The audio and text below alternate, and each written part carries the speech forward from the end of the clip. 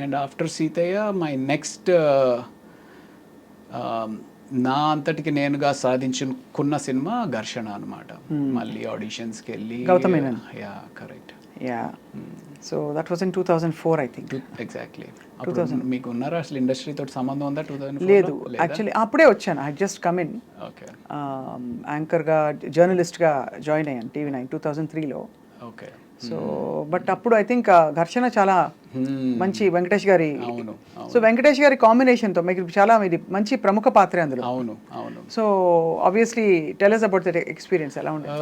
అంటే first day మేము ఇక్కడ ఫిల్మ్ నగర్లో ఏదో బిల్డింగ్ మీద చేస్తూ ఉన్నాం అనమాట. అది ఎన్కౌంటర్ అయితే ఆయన వచ్చారు కంప్లీట్ టైట్ షర్ట్స్ తోటి. ఐ మీన్ చిన్నప్పటి నుంచి ఏంటబ్బా ఏం చేస్తారా అలా సేమ్ ఎగ్జాక్ట్లీ అలాగే అనుకుంటే అలా అనుకుంటే వచ్చి రెడీగా షార్ట్ రెడీగా చేసేద్దామా అని చెప్పేసి హడావిడికి వస్తే, బట్ నాకేంటి అంటే చిన్నప్పటి నుంచి ఒక పెద్ద స్క్రీన్ మీద ఒక విగ్రహాన్ని చూస్తున్న విగ్రహం ముందుకు వచ్చింది అనుకోండి ఎలా ఉంటుంది.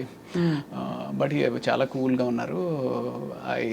ఆయన చూడడమే ఒక థ్రిల్లింగ్ ఎక్స్పీరియన్స్ అనిపించింది అనమాట నాకు.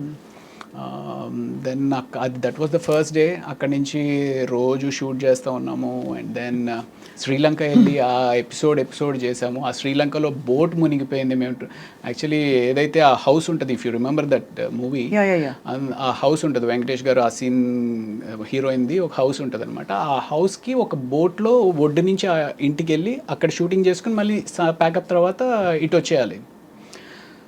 సో ఈ బోట్ ఏదైతే ఉందో అది టెంపరీగా తయారు చేసిన బోట్ అనమాట. ఆ టెంపరీగా తయారు చేసిన బోట్ మీద అందరూ ఎక్కేశారు. అప్పటికి వెంకటేష్ గారు ఇది కూడా చేశారు. ఎంతమంది పట్టొచ్చు దీంట్లో అంటే, సార్ 15 మంది పట్టొచ్చు సార్ అని అన్నాడు. 15 మంది ఎంతమంది ఉన్నాం, మనం ఎంతమంది ఉన్నామంటే, సార్ 16 మంది ఉన్నామండి, ఇంకో 4 దింపేశానండి ఎక్కువ ఉంటే అని చెప్పేసి అతను అన్నాడు.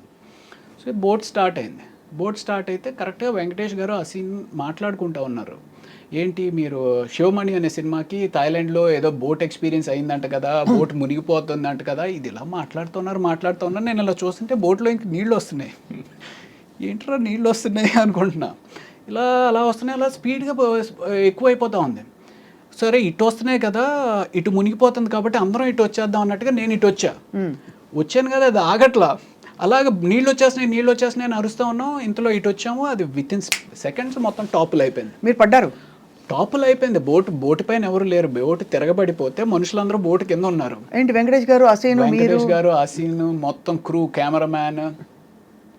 అయితే అందరికి ఈత వచ్చా అండి? ఎవరికి? ఒక్క కెమెరామ్యాన్ గారికి వచ్చు.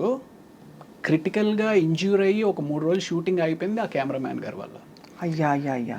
ఎందుకు అంటే మేమందరం ఆ బోట్ ఎప్పుడైతే తిరగబడిపోయిందో లక్కీగా ఏంటంటే బోట్ మునగల, తిరగబడిపోయి ఇట్ వాస్ హోల్డింగ్ అనమాట. సో ఎవరికాళ్ళు బోట్ పట్టుకుని నిలబడ్డాం.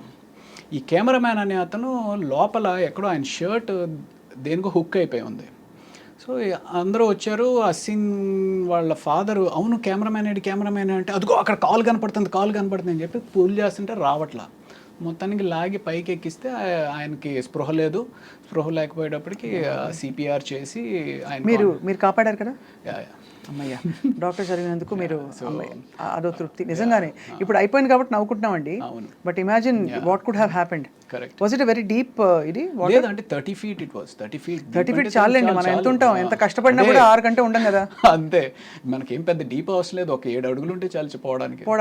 అది 7 అడుగులు కూడా అవసరం. ఆ బోట్ ఇప్పుడు షర్ట్ని పట్టుకుంది, పైకి రాలేకపోతే చాలు కదా. అది 5 అడుగుల్లో పైకి రాలేకపోయినా అయిపోయి ఉండేది. వెరీ స్కేరీ అండి, very scary. Correct. After that ఏంటి, did you suspend the shoot? లేదు, ఒక 1 day బ్రేక్ ఇచ్చారు. ఆ తర్వాత అప్పుడు డిసైడ్ అయిపోయి ఉంటారు, హర్ షూటింగ్ మే ఏక్ డాక్టర్ హోనా చాహియే అని.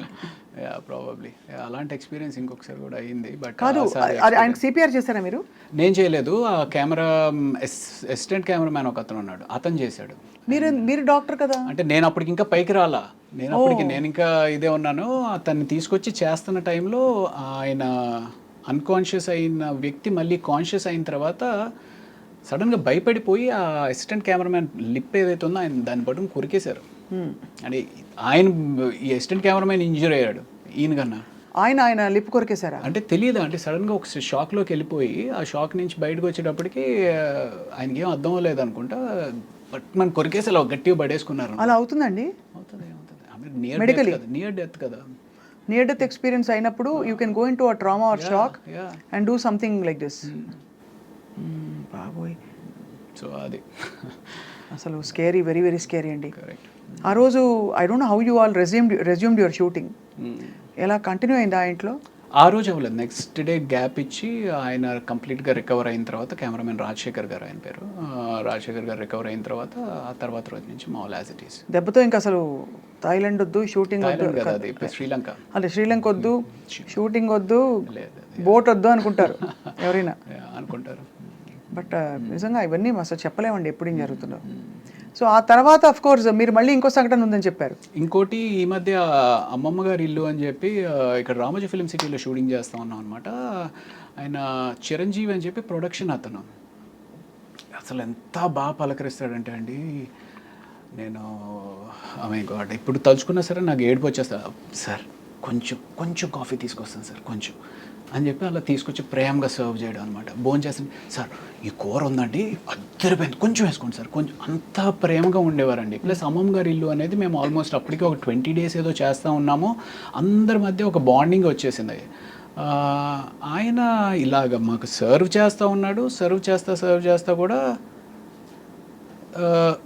అన్కాన్షియస్ అయిపోయాడు. అన్కాన్షియస్ అయిపోతే ఇదేంటి ఇలా అన్కాన్షియస్ అయిపోయాడని చెప్పి నేను వెళ్ళి పరిగెత్తుకుని చూస్తున్న అతనికి చెయ్యి ట్విస్ట్ అయిపోతుంది.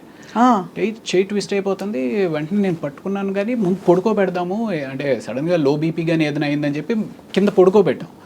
అయిన ఇంట్లో 108కి ఫోన్ చేసాం, కానీ ఏమైందండి?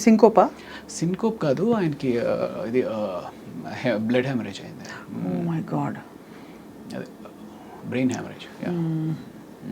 Very scary. అప్పుడు విపరీతంగా చాలా అంటే I couldn't control my self, విపరీతంగా ఏడుపు వచ్చింది. అంటే కళ్ళ ముందు అలా మనిషి చచ్చిపోవడం అనేది దట్ వాస్ జరిగినాయి. కానీ హాస్పిటల్లో కూడా దిస్ వాజ్ లైక్ అంత దగ్గరగా ఉన్న వ్యక్తి.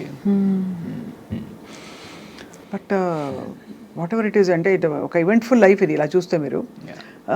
ఘర్షణ నుంచి మొదలుకుని తర్వాత అతడు also you played a very good role. అవును, త్రివిక్రమ్ శ్రీనివాస్ గారు అంటే సినిమా అదే హీరో కింద మేము ఏదైతే శుభవేళ చేశానో దానికి దశరథ్ అని చెప్పి రైటర్ అనమాట. దశరథ్ త్రివిక్రమ్ గారు కూడా బాగా క్లోజ్గా ఉండేవారు. సో అలాగే అంటే అప్పట్లో ఒక టీమ్ లాగా ఉండేవారు అనమాట. ఈ నెంబర్ ఆఫ్ అప్కమింగ్ డైరెక్టర్స్ కానీ రైటర్స్ కానీ వీళ్ళంతా ఒక హ్యాంగ్అవుట్ ప్లేస్లో కలవడం ఇది అది అంతా. సో ఆ రకంగా ఇలాగ త్రివిక్రమ్ శ్రీనివాస్ గారిని వెళ్ళి కలుద్దాం అనుకుని ఫస్ట్ టైం వెళ్ళి కలిశాను ఆఫీస్లో. సార్ ఇలాగ తెలుసు కదండి, I want to get back again, ఏమైనా ఉంటే చెప్పండి సార్ అంటే అసలు ఎంత నవ్వుతో పలకరిస్తారండి త్రివిక్రమ్. ఎప్పుడు మాట్లాడి కలిసారా మీరు? కలిసాను. సో ఎంత వామ్ రిసెప్షన్ ఉంటుందంటే ఆయన దగ్గర. సో ఆయన వెంటనే చెప్పారు మనం చేద్దాం రవి అని చెప్పేసి అతడు సినిమా ఆఫర్ వచ్చిందనమాట. ఐ మీన్ ఈ సినిమాలు, ఈ మెయిన్ సినిమాలు అన్నీ కాకుండా అసలు మొత్తం ఎన్ని సినిమాలు చేశారు రవి గారు? ఐ డోంట్ నో అండి, నేను ట్రాక్ చేయలేదు కానీ బట్ 200 అయితే షూర్గా అయి ఉంటుంది అనుకుంటున్నాను. అంటే just look at how destiny opened up doors for you. ఎంత బ్యూటిఫుల్గా ఒకదాని తర్వాత ఒకటి వాటంతట అవే వచ్చావు కదా. కొంచెం మీ ప్రయత్నం అక్కడక్కడ ఉన్నా కూడా ఇనిషియల్గా, కానీ తర్వాత అస్సలు నేను నా ప్రయత్నం లోపమే జరుగుతుందేమో అనిపిస్తుంది అప్పుడప్పుడు. అంటే సమ్వేర్ ఈ సినిమా కెరియర్ అనేది స్కిల్ నేర్చుకోవడం ఎంత ఇంపార్టెంటో ఆ స్కిల్లో ఒక భాగమైన మార్కెటింగ్ చేసుకోవడం చాలా ఇంపార్టెంట్. అవును కదా. అది ఆ భాగాన్ని మనకి యూజువల్గా మనం ఏ కెరియర్కి కూడా ఎవరు సరిగ్గా ఎక్స్ప్లెయిన్ చేయరు. ఏముందిరా నీలో టాలెంట్ ఉంటే నీకే వస్తుంది కదా అని ఒక తప్పుడు ఆలోచనతోటి మనం ఉంటాం అనమాట. లేదా మనం మార్కెట్ చేసుకోకపోతే మనకి డెఫినెట్గా వెనకుండిపోతాం అనేది తెలుసుకుంటే మంచిది. అవును, కరెక్టే. అది మార్కెటింగ్ చాలా అవసరం. మీ ఇంటర్వ్యూస్ అసలు దాదాపు లేవనే చెప్పాలి. లేదండి, ఎప్పుడో 2010-11 టైంలో ఒక ఇంటర్వ్యూ ఒకటి ఇచ్చినట్టున్నారు. ఇప్పుడు ఆ తర్వాత ఇదే ఇంటర్వ్యూ. నాకంటే అదే మన గురించి చెప్పుకోనేది అంత ఏముంది అనిపిస్తుంది. ఒకటి, రెండు ఐ మీన్ ఇప్పుడు దానికి తోడు తమ్నెయిల్స్ మరీ దారుణంగా పెట్టేస్తారు. మనం ఒకటి మాట్లాడితే ఒకటి పెడతా ఉంటారు. ఆ తమ్నెయిల్స్ చూసి భయం వేస్తూ ఉంటుంది. అన్ని యూట్యూబ్ ఇంటర్వ్యూస్ ఎక్కువైపోయినాయి. ఇప్పుడు అదే మా వాళ్ళు పెడతారు ఎలాగో. ఆ రోజు చిరంజీవికి ఏమైందంటే అని ఏ చిరంజీవి చెప్పరు కాబట్టి. సో ఈ తమ్నెయిల్స్ చూస్తే నాకు సగం భయం వేసి అసలు ఈ యూట్యూబ్ ఇంటర్వ్యూస్ అనేది లేదు. మేము మంచోళ్ళం, will try to be good people at least. లేదండి, జనం కూడా అట్రాక్ట్ చేయాలంటే చెప్పాలి, ఏదో ఒకటి కాంట్రవర్సీ ఉండాలి, కాన్ఫ్లిక్ట్ ఉండాలి. లేకపోతే జనం యూనో అసలు మన వైపే తిరిగి చూడరు. నేనేమో నాన్ కాంట్రవర్షియల్, ఎవరితోటి గొడవలు పెట్టుకుని ఎందుకు అనిపిస్తుంది. సో అందుకని ఎలాగో ఇంట్రెస్ట్ ఉండదు కదా, ఇవ్వను ఇంటర్వ్యూస్.